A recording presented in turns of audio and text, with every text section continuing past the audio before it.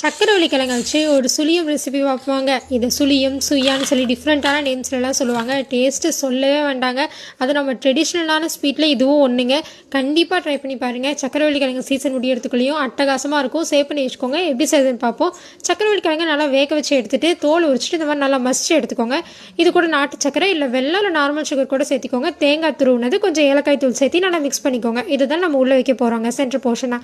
இது அழகாக உருட்டி எடுத்துக்கோங்க. இந்த மாதிரி குட்டியான பால்ஸை உருட்டி எடுத்துக்கோங்க.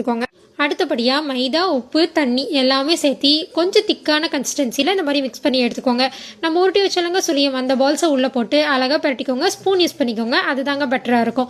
எண்ணெய் நல்லா ஹீட் பண்ணிவிட்டு மீடியம் ஃப்ளேமில் வச்சுட்டு ஒன்றா போட்டுட்டு ரெண்டு பக்கமும் அழகாக திரி போட்டு 5 மினிட்ஸ் மட்டும் பொரிச்சு எடுத்துருங்க.